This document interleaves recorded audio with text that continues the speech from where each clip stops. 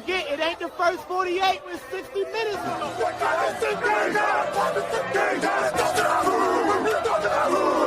Cover the king, best not miss. Even the score now, we need to score now.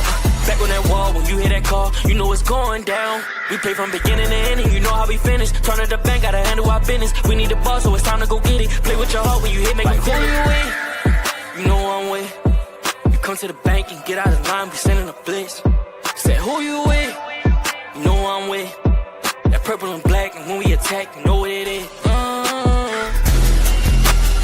You're now locked into Zone 32.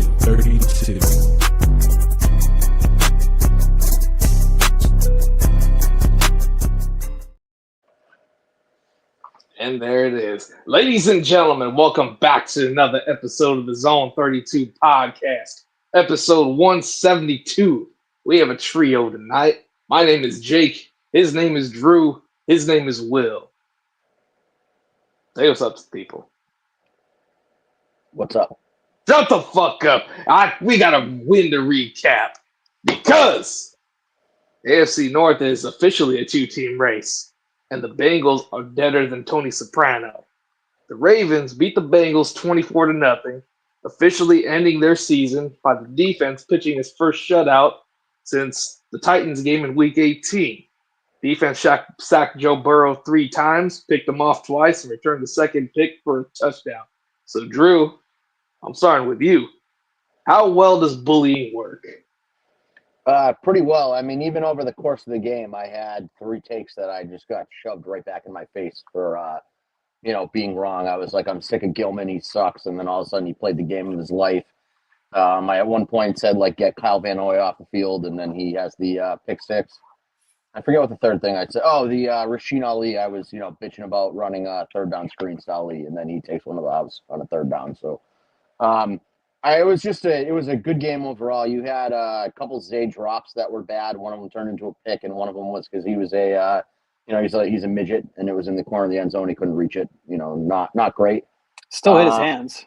Yeah, still hit his hands, but again, like he's 5'3". Like this is what happens when you throw up balls up top to the midget, and everybody is or a lot of people were shitting on Lamar for that throw. Like that's not a bad throw. That's just no, it's a good throw. It's exactly where it had to be.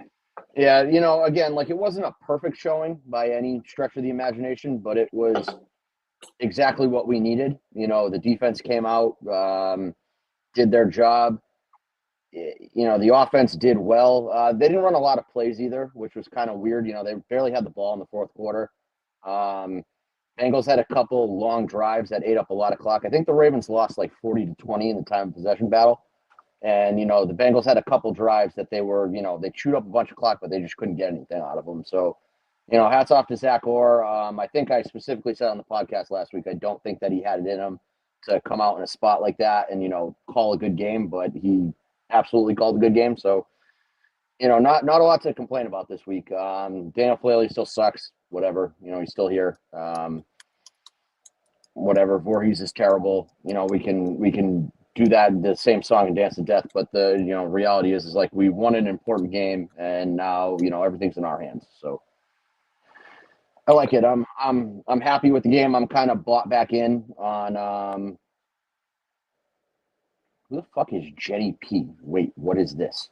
What do you mean, what is this? It's in the fucking, how do you click on a channel and not know what it is? What are we doing? This is why I don't read the comments during the show, because there's some shit that like, what is this? What the fuck do you think it is, lady? God damn. We're celebrating a Ravens win. I don't know. It's weird coming on here and not having something that I'm like rip shit mad about. Like there was really nothing in that game to be angry or upset about. There's a couple, annoying things that are going to linger with this team, but reality is like I'm fully bought back in on the Ravens, doing some damage in the playoffs, making some noise. Yeah, agreed. First of all, I would like to send thoughts and prayers to Grant. He got a flat tire in the summer of 2015, and he's just getting around to repairing it tonight at 9 p.m. So that was unfortunate timing on that. Have to pay respects. Yeah, that was unfortunate timing. Also, Grant specifically looked me dead in the face last week when I said, You know, if we win, you have to come on and you have to pick against the Ravens every week for the rest of the season. He goes, yeah, I'm here. And then, where is he? Complained last week that we start too late. So we started, 45 minutes early to, accommodate his schedule and then just nowhere to be fucking found. So, yeah, classic Grant. Dickhead. classic. Yeah, I mean, I thought the offense uninspiring to start, but they found their groove. It looked okay to me. Lamar, I think, looked as much like himself as he has in a long time.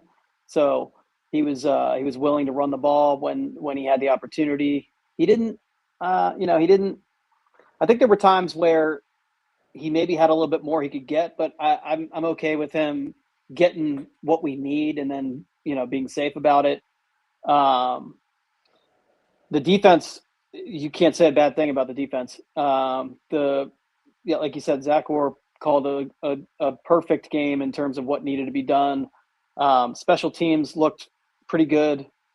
So it was just like a three-phase game that was executed well. That's really how you win in the playoffs. They ran the ball well, and like Derrick Henry had 10 carries the first game against Cincinnati, and everyone complained. And this time he had, and rightfully so. This time he had 11, but I think he only had 11 this time because, like you said, we didn't run a whole lot of offensive plays. We were just really efficient.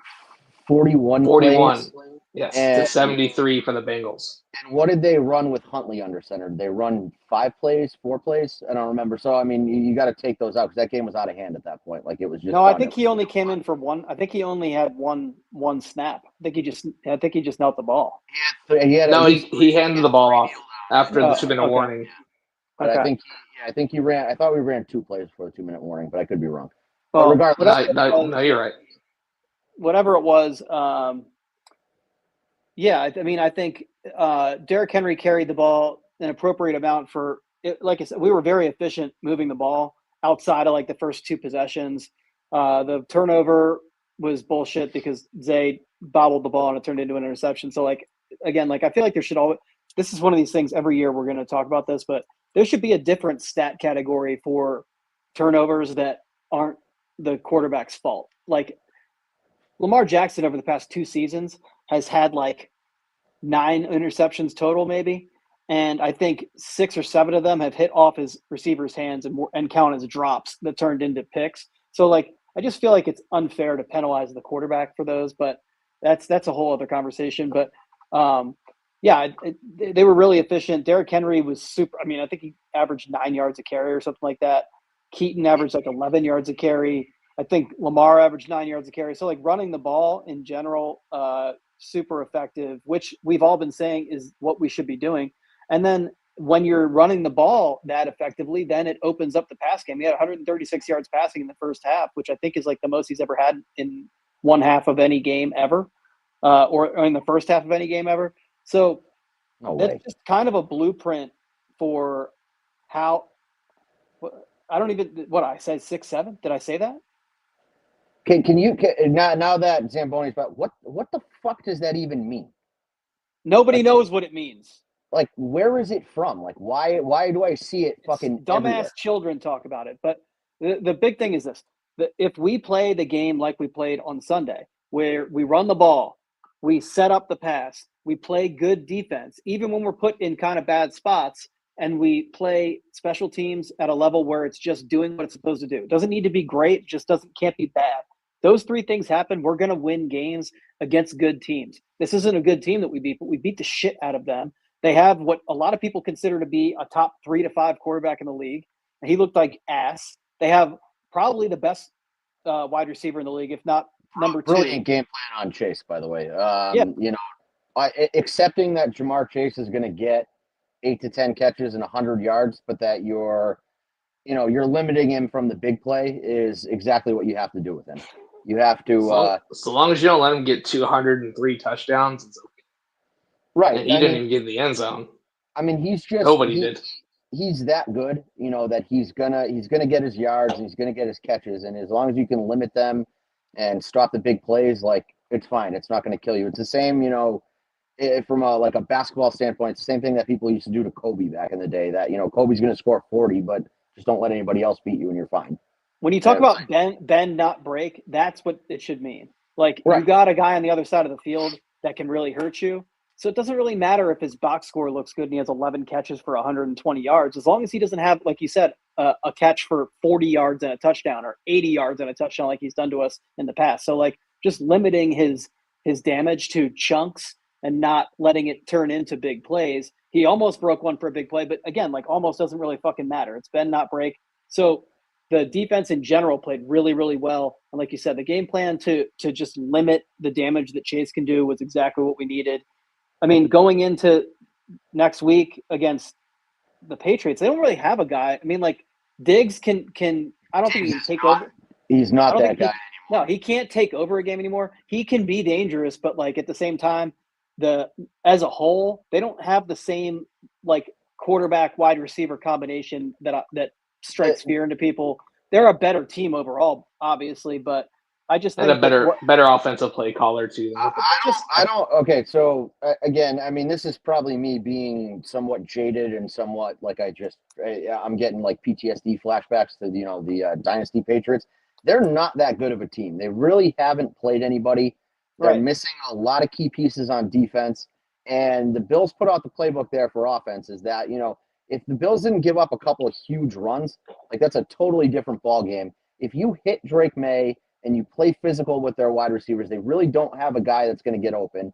I mean, this is not prime Stephon Diggs. This is, old ACL Stephon Diggs. Matt Collins is a fucking freak that doesn't wear shoes and doesn't wear a shirt to walk in. Hunter Henry is fine. That Pop Douglas is a fucking midget. Like, you just beat the shit out of him off the line. He's not going to be able to get open. Keyshawn Boutte lost like $485,000 while he was in college on FanDuel. So clearly he's a fucking moron, and you could probably take him out of the game pretty easily. Like, they really don't scare me. It's if you don't let Drake May have time in the pocket and let him scramble around, they're in trouble. And, that's kind of how Josh McDaniels has always worked. He's been like a timing offense. And, if you get him out of his groove, like, they panic and they call dumb plays. So yeah, and the biggest difference this week, I think everybody will agree, Tavius Robinson is creating pressure and creating opportunities for everybody else to rush the quarterback, to create, and our secondary is built to create turnovers, to cover to a certain point. But like, we've had such little pressure on the quarterback that even in situations where you're getting those, like Drew hates this stat, but pressures on the quarterback do matter when you're rushing the quarterback to actually get rid of the ball. But our pressures weren't even really resulting in any semblance of actual like pressure on the quarterback to get rid of the ball. So like Tavius Robinson was getting pressures this week. He was in Joe Burrow's face and he was affecting the throw. So even if he wasn't, completing the sack or Burrow was getting the ball away before he actually hit him, like he was causing some kind of disruption. What I hate about just pressures as a blanket stat is that like if you don't affect the throw but you're close enough to the quarterback, you're going to get credited with a pressure. That's what I mean. But yeah, it had no effect on the play. We had, Travis Jones hit Joe Burrow a couple times. Tavius Robinson did. Like, we had guys that were in Burrow's face, making him get rid of the ball sooner than he actually wanted to. I just think that Tavius Robinson, him being back, created a lot of the opportunities for everybody else. Like that guy was kind of the missing piece up front. And it's crazy because I tweeted, I was like, when he got activated from IR, I was like, here comes Tavius Robinson to save our pass rush core. Right. And people laughed at me and were like, oh, you're an idiot. Homer Drew, blah, blah, blah. And it's like, suck my dick. I'm right again, millionth time. Like, people should just start fucking listening to me. But I mean, that's exactly the kind of guy that we needed. Was, the second and third level of the defense is built for a pass rush to be disruptive, not necessarily create, like not be like leading the league in sacks or anything like that, but to be disruptive enough to give the second and third levels the opportunity to make plays. Because like Kyle Hamilton is playing on the second level a lot of the time. He's not really playing, a center field position. And now with Ardarius Washington out there too, we have 4 safeties on the field a lot of the time, and they're 4 safeties who can move around and make plays. So like just being able to put pressure on the quarterback is creating opportunities the way the defense was designed in the first place. I think like what we're learning here is lacking Ardarius, lacking Tavius Robinson, or somebody who can create some pressure up front and create opportunities for the other guys up front to get to the quarterback or to affect the play. That's really what was making the secondary look as bad as it looked. I don't think the secondary from a personnel standpoint is not a bad secondary. It was just the scheme was affected so significantly by, first of all, by Matabike's absence. That was the first domino to fall there. But then when Tavius Robinson went out, it kind of just sucked the life out of the pass rush. So Tavius Robinson is the one guy on your defensive line that he's just going to go after the quarterback. He doesn't, for whatever, Kyle Van Noy does that stupid thing where he slows up and waves his arms around and tries to affect passing lanes. David Ajabo has been a fucking ghost. Mike Green, we have him doing stupid shit setting the edge instead of letting him go after the quarterback. And it just seems like consistently Tavius Robinson, when he's in, is trying his fucking balls off every play to hit the quarterback. And that's what we've been lacking on defense, is we do not have a guy that just pins his ears back and goes after the quarterback. One complaint I would have about the defense last game was I saw Kyle Van Noy on the field too many times when I thought Mike Green should have been on the field. Yeah. Now, Van Noy ended up making a play, but it was just kind of it being in the right place at the right time. But the ball just kind of fluttered into his hands. It's not like he did anything special or out of the ordinary. And in fact, he dropped into sort of almost like a QB spy. I think he was there in case Burrow tried to run the ball up the middle, not to look to pick off a ball, but the ball just kind of flowed to him. But Mike Green should be on the field more. That's all. I mean, that's really to me, with Tavius Robinson being so disruptive, it's going to create opportunities for Mike Green, where Mike Green's a speed rusher, a power rusher. So anytime you have a guy they have to account for, and Mike Green could get one-on-ones, you got to have him on the field. He wins one-on-ones. Right, and Zamboni just commented he's afraid that Mike Green is going to be used like OA, which is a valid fear. If you're going to run the kind of defense that Zach Orr wants to run, just let them go after the quarterback. Enough of the fucking around and trying to be creative and dropping him into coverage and having him set the edge. Just let them go after the quarterback. Let guys do what they're good at, and don't just oversimplify things with your defensive line. It's very clear that our defensive strategy works if you're getting consistent pressure on the quarterback. So do everything possible to get consistent pressure, and the back end will fall into place. I did see Ojabo set the edge quite a few times. So you want to bring someone in to do that? He actually got a pressure on Sunday. He looked really good setting the edge to me. So not that he has to be on the field all the time, but he was.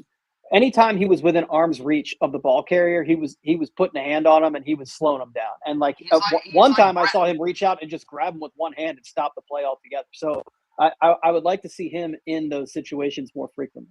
The weird thing with Ajabo, watching him in college and then seeing he's clearly lost a step with all the leg injuries that he's had, the Achilles and the knee and whatever. And so he's not that explosive pass rusher anymore. He just never recovered from the injury, whatever. He's never going to figure it out. I don't fucking know. But use him to his strengths. You use him like you use Brent Urban, where, it's a guy that's going to set the edge for you and do the dirty work and, take a blocker away and let somebody like Tavius Robinson get free. And again, It's the same way you should use Van Noy, is that Van Noy is clearly old and can't get to the quarterback anymore. But, you put him out there and you have him do the little QB spy shit, or I don't know, delayed blitz off the edge, whatever you're going to fucking do with him. Just use guys at what they're good at. Don't try to force them into a role that they're not going to succeed. That's where I want to see Mike Green on the field more than I see Van Noy. Van Noy's not winning one-on-ones. Mike Green will win one-on-ones most of the time. It's the same way with our offense of, we use Zay like we should be using Hopkins sometimes. Yes. Hopkins should have been that guy catching that ball in the corner of the end zone there. He made that on his tippy toes, and Zay was at his highest fucking vertical, and it bounced off his hands. So I just don't understand the logic behind Zay getting that ball in the back corner of the end zone. You throw red zone targets to a midget, that's what's going to happen. Right.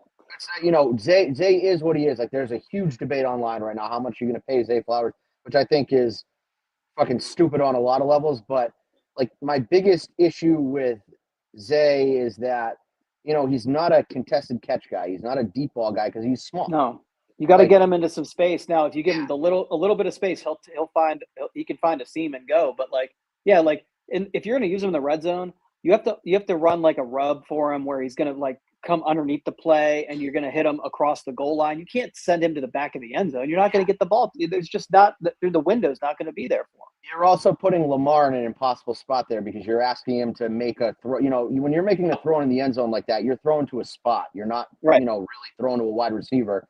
And so in order for him to put that ball in the back corner of the end zone, like he's going to have to put some air under. He's going to have to get it over the linemen and the safeties that are in there. And, like the whole point is that you drop it into the bucket to a taller wide receiver back there. Right. But, like, Zay's not that guy. And, No, and you you're get asking his Lamar hands on to the ball, should catch it, fine. Yeah. What was that? You're asking him to do that with no protection. So it's got to be the ball's got to come out way early too. So like he's got, like you said, he's got to throw it to a spot. It's got to be high because he doesn't have the time to move around. He doesn't have the time to see if Zay is going to run that thing deeper. He's going to run along the back line or not. So yeah, I mean, like I just don't know why you don't have either like Isaiah Likely or Hopkins running that back line there. Yeah, I mean, it's or Ted Walker because I mean he's another tall guy. I think he's like 6'3", isn't he?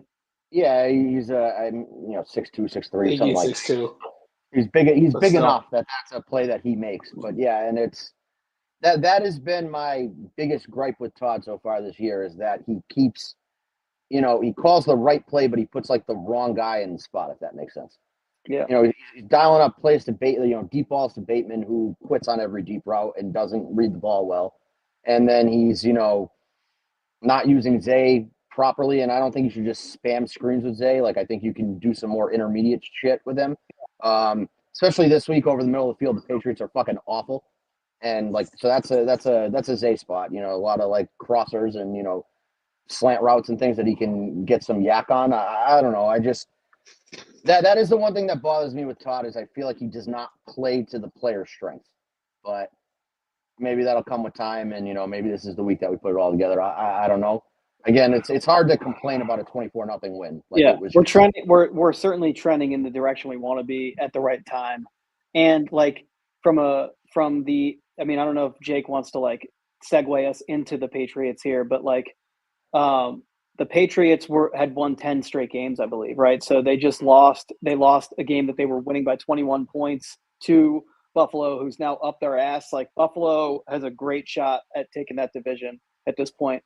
So the Patriots were, I mean, I think most people thought they were just going to run away to the 1 seed. And now they're looking down, they're staring down the barrel of being a wild card team, not having any home games, maybe having to go back to Buffalo and play them a third time at some point. Like these are all things that with a young team, I mean, obviously he's an experienced head coach, but he's a first-year head coach in New England.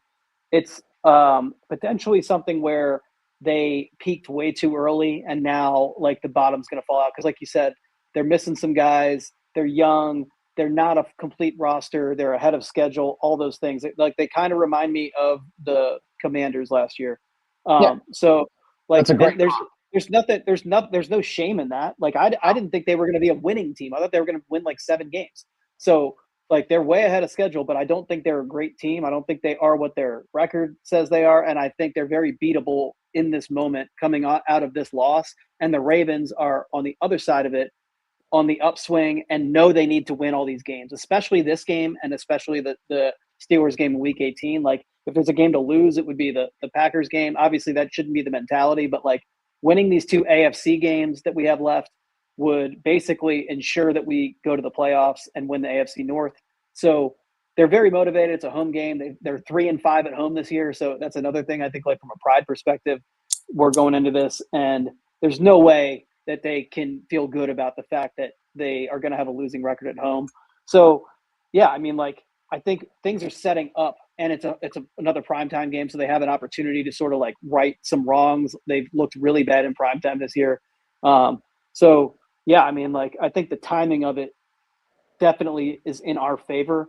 I just hope it doesn't blow up in our face and we go back to looking like the fucking team on Thanksgiving. That's all. I mean, how many times have we come on here and been like, where is this team's pride? Where are their balls? Why won't they fucking fight back? You've now cornered them. Their back's against the wall. It's do or die every fucking week. And they showed up. And, you know, so just keep that trend going. Everybody's got a short memory in the NFL. It's what have you done for me lately league? And lately the Ravens showed up to a division rival that embarrassed you on national television 2 weeks ago and stomped the shit out of them and ended their season at home. So let's, do that again. The Patriots were the media darling for a while. Everybody was hyping them up. I had, idiot Patriots fans tweeting me like, oh, we're going to win the Super Bowl this year and oh, we're back and, fucking, your worst nightmares here. And it's like, now you've shown, chinks in the armor and it's time for the Ravens to just jump all over that. Somehow we got a racial slur off in this episode. What did I say? Oh, chinks in the armor. Yeah, that's not. Yeah, I was not talking about Chinese people, you asshole. no, I it was had to not. think. I was like, what did I say? That was, off color. Well, that technically categorizes as a cracker and a cracking the armor or whatever. Yeah, but yeah, no, I understood what you were saying. Yeah, so we have an opportunity here. We ended the Bengals season. They're out of the playoffs. Like they have no hope now. Next week, if we beat the Patriots, I think we basically end their hope at the 1 seed, and we could basically put them in a position where they're not going to win the division. So we kind of fuck their season. The next week, we could contribute to the Packers completely losing their grasp on the 1 seed. And then in week 18, we can end the Steelers season. So like that's a nice path for the Ravens going into the playoffs to like just be able to be these bullies who fuck people's year up. And I like that. I like being in that position. Yeah, I mean, it's our division to lose, but these are all winnable games coming up. Again, the Patriots, like you said, they're young. They've played way above where they're supposed to. They've shown cracks in the armor now. Is that a better, is that a more acceptable terminology to say? But Good enough. They've shown that they're beatable. They've shown that they did play kind of a fraud schedule. They've won who they were supposed to be. They beat teams they were supposed to beat. But again, like you don't really expect them to be that good. Again, the Packers have lost Tucker Kraft and now Micah Parsons. Like those are two big parts of their team. They're a lot more beatable than they probably felt like they were earlier in the year. And then, the Steelers is the Steelers. Like, you know that's going to be a tough divisional game. Mike Tomlin, outcoaches Harbaugh almost every time. Lamar seems to like to turn the ball over against the Steelers. Like, this is the week to, the Steelers week is the week to not do that shit. Right. And just take care of business. But, if keep building on what we did this week. That's really like the mentality. Just build on it. They don't have to win 24-0 every week, but like, build on the consistency. Play consistent football. Every week, John gets in front of the mic and goes, next week's our week. And that week finally came. So now build on it. Like you said, like you finally did what you say to the camera every fucking week, John. So make sure everybody knows that they did a good job and they need to do that again. Yeah. And like, this is where, okay, I think the criticism all year has been, it's a very poorly coached team because it's been very undisciplined and inconsistent and falling flat. So now is the opportunity for John Harbaugh to shut people up.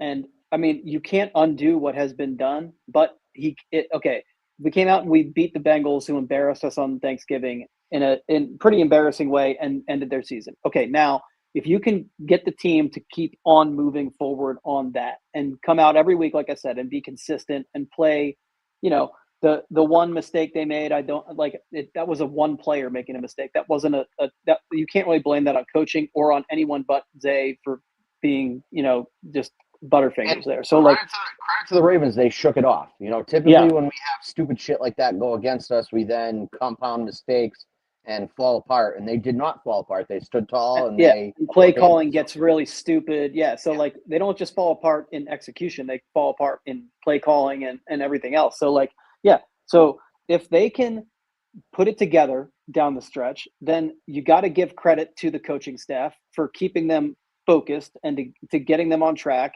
And, just moving towards the goal, which is like when you have a year like this, obviously it's a challenge, I think, from a leadership perspective to get guys to kind of have a short memory and forget that things have gone really poorly and to say, all right, we still have an opportunity, and to, again, just like take it week by week and build on the good things they do from one week to the next. And that, again, like that's going to be a credit to the coaching and a credit to the guys for taking the coaching.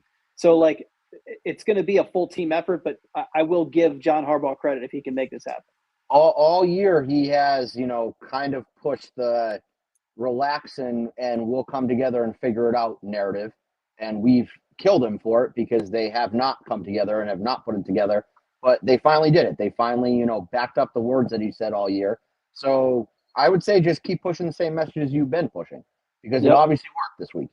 Yeah, eventually people bought into it, Maybe we are the end of the bar morons. You know what I mean? Maybe we're drunk idiots and we've been wrong about this team the whole time, and that it was just there's been a lot of injuries and things that they just weren't equipped to overcome quickly, but they've overcome it at the right time, and that this is the Ravens they envisioned to be all year. I don't know, and we very well could be wrong and very well could be dumb. So just keep proving us wrong. Just go out there and do what you are supposed to do. Do your jobs, execute, hold on to the ball, run the ball, just normal football shit that we say every week, get pressure on the quarterback. Just fucking do it. They did it last week, so do it again. You win 2 in a row, it's called a win streak. Whatever the fucking, Lou Brown speech from Major League is. Win streaks and all that shit. Jake and I were cosplaying as movie critics, so that popped into my mind beforehand. So Will got very offended at some of our TV takes. But these fucking guys just kept talking about fucking TV shows. I thought they were going to stop, and they just kept going. It was crazy. It was like fucking 15 minutes of them just fucking sucking each other's dick about talking about TV shows. No, it was more like 5. It was like 5 minutes. Jake and I function on an intellectual level that can't be understood by people sometimes. It's fine. I thought it was just going to be a quick 1-minute conversation, so I let it go, and then it just kept going. I mean, to be fair, we were buying time thinking that Grant would show up and fulfill exactly. Obviously that we what's the definition of insanity again? It's repeating the same thing. Well, I don't know, but again, last week I got on and you and I were literally talking shit about Grant not showing up, and then all of a sudden his face just fucking popped up. Dumbass face showed up, yeah. So I mean, I thought that maybe bringing him up that he'd show up, but who knows? Like you said, he popped a tire in 2015. He's probably fixing that. I feel like he's probably got to get his oil changed in his car too. Most likely. Yeah. Maybe before we get into score predictions and all that jazz, we have a signing to recap or an agreement because Will, I'm gonna come to you. Okay. Once you come back in the bathroom. I'm here. Last Thursday morning, it was announced the Ravens and Travis Jones have reached an agreement about a 3-year, $40.5 million deal, keeping him from hitting the stricter free agency market and also arbitration because there was an argument about whether he's an unrestricted or restricted free agent, and they were going to go to arbitration over that. So the details are he's going to get $16 million at signing, another $9 million in March, and the life of the contract is $31.5 million practically guaranteed. So, Will, 2 things. First, thoughts on the deal. Second, thoughts on the player, Travis Jones, for stepping up with Matt Abike down. Yeah, I think when I saw the notification hit, I first just read like, okay, extension for Travis Jones. I was like, all right, cool. I assumed it was going to be really expensive. I thought like in the offseason when that was being discussed, they were talking about like $75 or $80 million was going to be the floor on that. So when I saw that was $39.5 million was the total on it, I was like, this got to be a fucking typo. Well, again, this is EDC's bread and butter. People talk about Leach. The thing that EDC does better than any other GM in the NFL is that if he has leverage over a player, he absolutely leans on them and gets them to break and take a contract. He did it to Rashad Bateman. He's now done it to Travis Jones. I'm sure he's done it a million other times that we're not even thinking of right now. But we got Derrick Henry. We signed Derrick Henry to that first contract for basically pennies on the dollar when the running back market was kind of in a weird position. Yeah, so like Swift and Saquon got crazy contracts, and then we got Derrick Henry for a bargain. And we got DeAndre Hopkins for $6 million. Hopkins said this week that other teams offered him more money, but he got him to come here. Like, he is very good at getting a bargain when the opportunity presents itself. He does not pass up a deal like that. Yeah. And, he definitely knows how to get that shit done, because I'm sure what he did is he went to Travis Jones and was like, look, we're going to tag you. We're going to give you a second round tender, which is, I think it was like $8 million, something like that. Or you could take this contract that's going to pay you a hell of a lot more than $8 million up front. And if you're Travis Jones, it's not like you totally underpaid him. Like, you got him for a bit below market value, but not, nothing like we didn't totally lowball him. So he's not going to be mad at it. He's not going to have any kind of hard feelings about that. And, you then are allowed to structure it in a way that helps the team long term. So, again, hats off, great move. He has a contract in place at the right time where, okay, I think it's pretty widely known, right, that Madubuike is not coming back. So he is going to be the centerpiece of that defensive line. And he has an opportunity to outplay this contract very quickly and earn himself a big money contract while he's still very young. So this is kind of like a dip your toe in the water deal where he gets a good amount of money on the front end of it. And obviously if he outperforms it, we're just going to give him Madubuike's money that we already committed. So it's not, we're just kind of shifting money around to make sure that Jones can handle that workload. But I think we've seen over the past 3 games or so, he's really stepped up. He's shutting down the run in the middle of the field. He's getting to the quarterback. He's creating opportunities. I think Tavius Robinson benefited from him. I said people were benefiting from Tavius Robinson. The edge rushers were benefiting from Tavius, but I think Tavius is coming up the middle a lot of the time. So I just think Travis Jones is one of these guys that is going to, I think Grant has put it well in the past, the best defenses. And I think, even when you think back on the Ravens, the way the best Ravens defenses were built was the spine of the defense is really where the strength of it is. So, Madubuike was supposed to be that guy up front, and then Roquan behind him, and then Kyle Hamilton in the secondary. But so we needed to come up with a plan for how we were going to replace Madubuike, and obviously Travis Jones is that guy. We don't want to go. Otherwise, we would have traded for a Quinnen Williams or someone like that, and then we would have been kind of in a bad spot, I think, in free agency if we were going to let Travis Jones get to free agency in the offseason, or like you said, tag him. So I think it was a smart deal. I think it's kind of, again, it's a deal that sets up Travis Jones to really get paid in another couple years, 2 years down the line. But I think very smart. EDC does, like you said, is really good at structuring these deals well and getting them done at the right time. So there's no complaints about it. There can't be.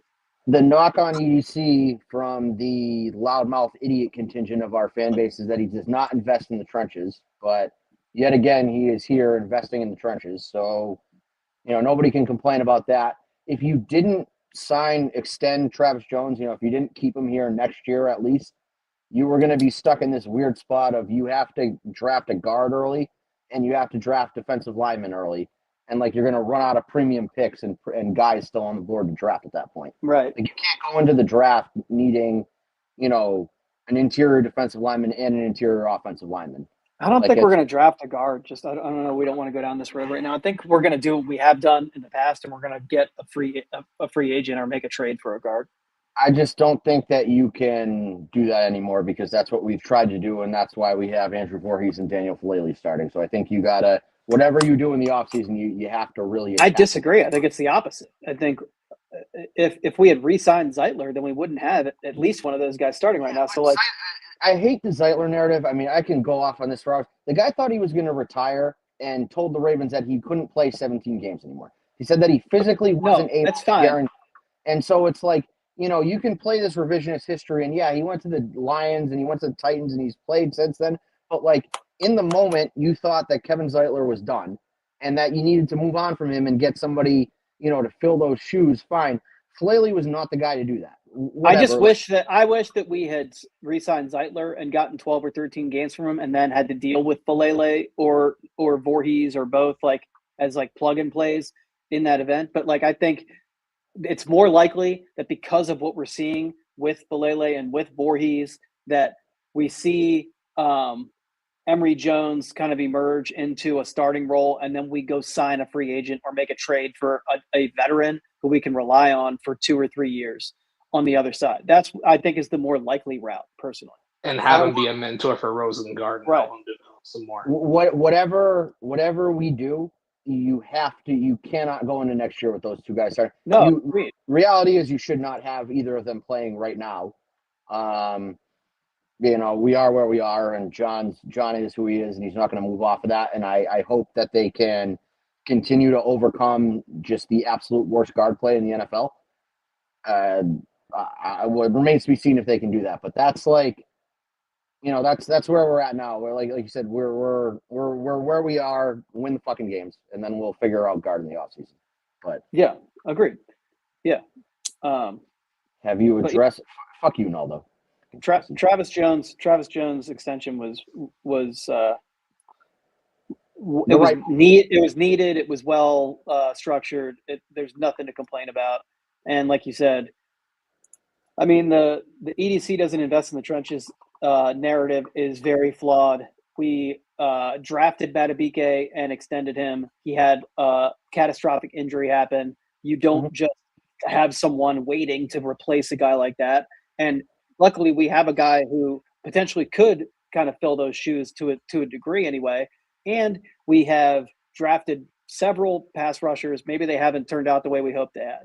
Still investing in the position. We made a trade for Draymond Jones, who's been very effective, and I think is a great. He should be the next extension. Yeah, I think we should extend him. So, like, yeah, I think he has invested. But again, this is the same argument about wide receiver. Like, he invests in wide receiver. It's just the swings don't connect a lot of the time. So, like, you can be a critic of the the outcomes if you want to, but don't say that he wasn't trying to improve those position groups, because he has.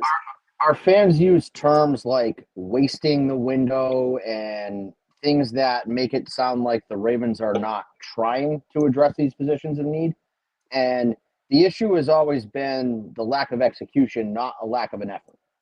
And that's always kind of what's like bothered me when our fans, start going off on these tangents and try to blame people for where we are. Like, it's just intellectually dishonest to say that we don't invest in the trenches. Now, did we pick the right guys for the trenches? Obviously not. But the effort was there. The attempt was there. Things did not work out as planned. And so if you want to criticize the execution, by all means, go for it, because some of it deserves criticism. But the whole idea that, like, EDC is sitting there laughing, saying, "Oh yeah, I'm going in the year with Jones or with fucking Falele and Voorhees starting and Lamar's fucked." Like, there's no shot that he did that on purpose. No. Like, it's just dumb. If you say those kind of things out loud, you realize how stupid it is. But these people live in an echo chamber and don't fucking think things through before they talk. Yeah, I also want to say I was doing some research on just looking ahead to next year, and I know I know where we can find $3.25 million with only a very small dead cap hit. And it's at running back. Justice Hill, I never want to see your fucking face on the field again. $3.25 million in reclaimed cap space, $660,000 dead cap. And I think that Rasheen Ali is a perfectly fine third running back / special teams guy. And Keaton Mitchell should be entrenched as the second running back and get a lot more touches than he has this season. That's my. I would almost argue that Keaton Mitchell, for the way that the line is currently constructed, should be your feature back to start the game off. He's the guy that has that quicker first step and can kind of get around missed blocks from Falele and Voorhees. Then you tire people out, and then you put Henry out there and just let him fucking run through everybody. Yeah, I mean, Derrick Henry has an open invitation to stay in Baltimore as long as he wants. But yeah, no, I think the Keaton Mitchell, Derrick Henry two-headed monster should be the move going forward. Ali should be the guy who comes in when somebody needs a breather, and Justice Hill should go work in the lumber department at Home Depot. Yeah, so I would say that before the year, I would have said I wanted to be 80-20 for Henry carries versus Keaton Mitchell carries. I'm now more in the 60-40 range of I was just going to say 60-40 is a great split between those two, because Keaton Mitchell doesn't need 20 carries to be effective. He needs 10 touches, and you're going to get probably 80-plus yards out of him every game. He's going to break something for 15-plus every single game. I would say 20 carries should be your bare minimum for Derrick Henry. Yeah. And 12 to 15 touches for Actually, I would even say, I think if you dig into this, 18 is the magic number for Derrick Henry. If you get him 18 touches, he's probably gonna break one for 10 plus, and he's likely gonna average like 88 yards a game or something like that. And that means that he's gonna have a couple games where he's gonna get like 50 or 60 yards, but he's gonna have a couple games where he gets like 130 yards. So like you give him those 18 touches, you're going to get what you need out of him. And Keaton Mitchell, like I said, if you get him 10 to 12 touches, you're going to get some explosive plays out of him. And then Ali can just be the guy who comes on the field when you need somebody out there, because the other two guys are. When you need a 3rd and 7 picked up, Rasheen Ali screen, that's the way to go. Right. And he will be on the field for all special teams, and that's the role that he's meant to play. So yeah. Justice Hill, thanks for your service, but you need to move on. How much do we save by getting rid of Bateman? Trade Bateman. Somebody trade him to New Orleans or to Miami, or like I think he has. Should trade him to the Cowboys. They're probably not going to pay Pickens. Oh, and can we talk about fucking if our retard fans get all fired up every time Jeremy Fowler says Jeremy Fowler's a fucking idiot.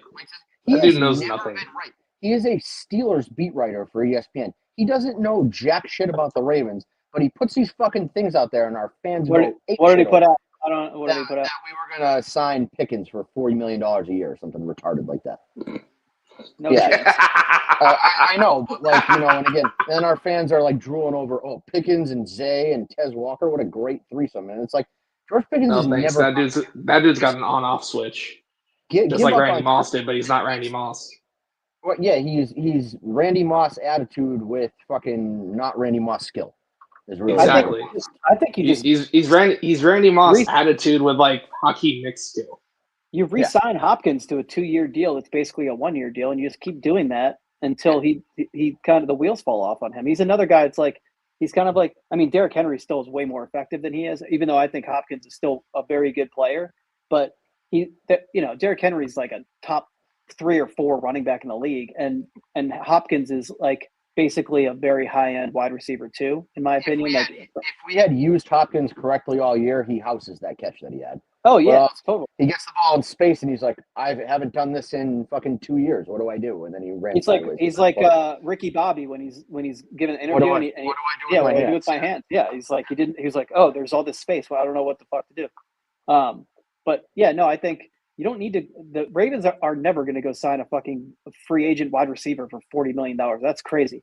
All right, can I address this fucking half brain Naldo here?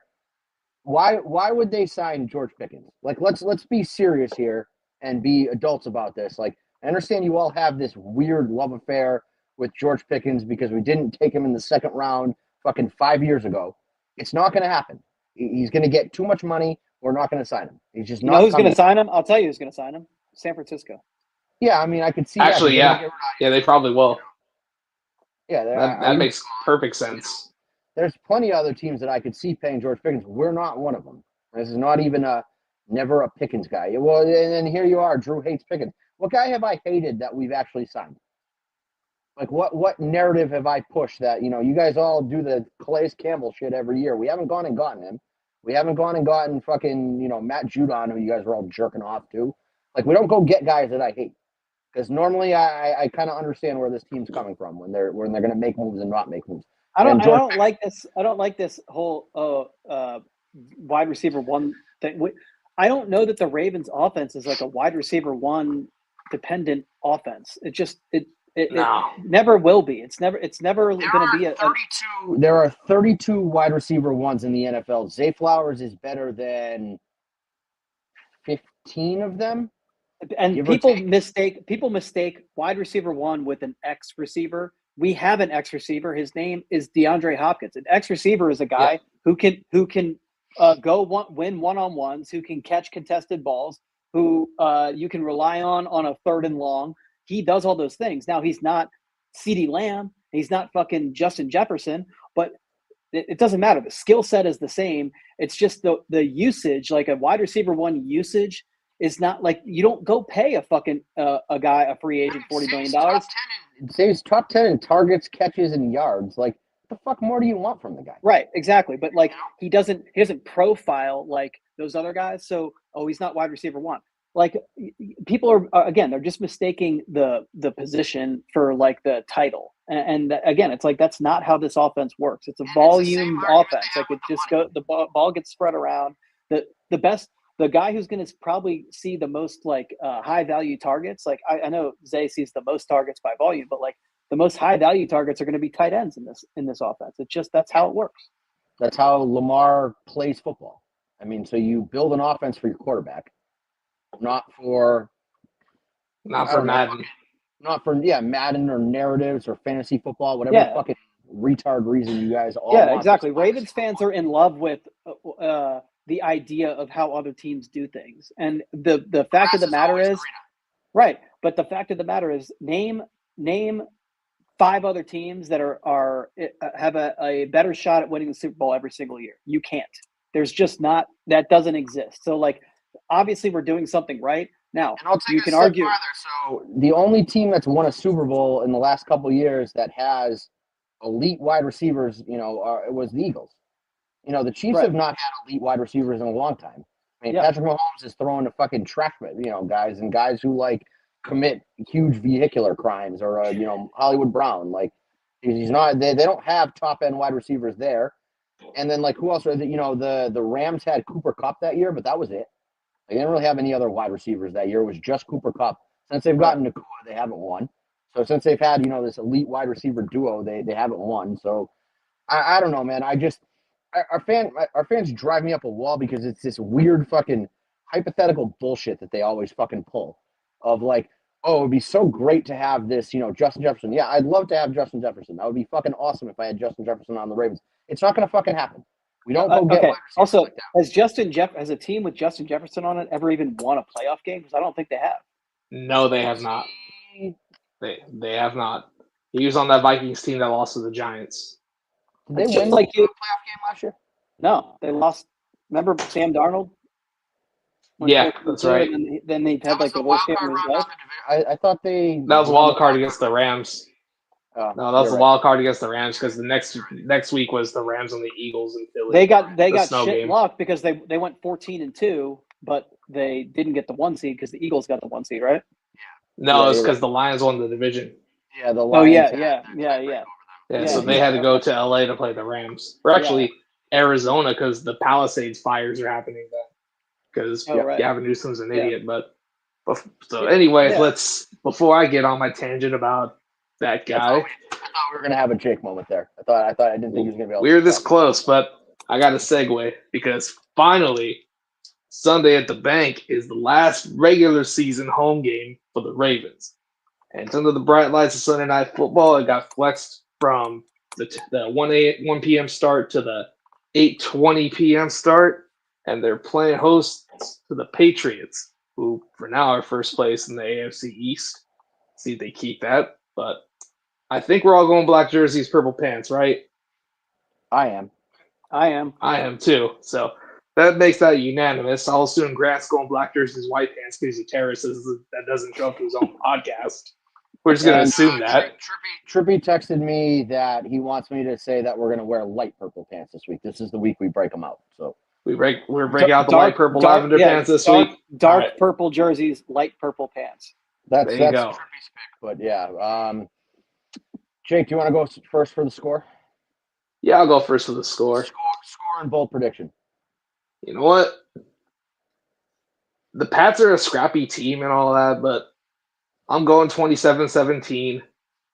Like you guys said, they're weak up the middle. They're kind of weak up the middle, especially with the injuries that they've had. So, bold prediction: Ardarius Washington gets an interception. All right. Score: I'm gonna go 35-24. Bold prediction. So do I? Drake May throws 3 picks. Well, I think it's my turn to go back to Mike Green 2 sacks, right? Because we've gone. Yes, it is. So I'm going to go Mike Green 2 sacks. I almost got it. I thought I was going to get it last week because he got that sack going in. Yeah, he got one. Yeah. He was halfway there. And I love that fucking play for the record. That's playing through the fucking whistle. That's playing till the clock hits 0. know, Yep. there's Absolutely. garbage time sack. I don't give a fuck. Hit Joe Burrow. Hit the opposing quarterback any opportunity you have, no matter what the situation is. Just fucking Jake, lay did you him say out. 27-17? Yes. Okay. All right. So I'm going to go. This is a weird score, but 29-22. And I'm going to go Derrick Henry, 150 yards. 29 is going to be, we're going to get 23. So we're going to get, how will we get there? 17. So we're going to score 2 touchdowns. Score a touchdown, miss the extra point with 3 field goals. Or we're gonna at some point go for 2. But we're gonna blow it on one of the extra points. We're gonna score 2 touchdowns and right? Or is it 3 touchdowns and 2 extra? No, two field goals. It'd be 3 touchdowns, 3 field goals, 1 missed extra point. That's what I'm going for. Okay, there it is. What's your 22? Will? 22. They're going to get to because they're going to be chasing that number.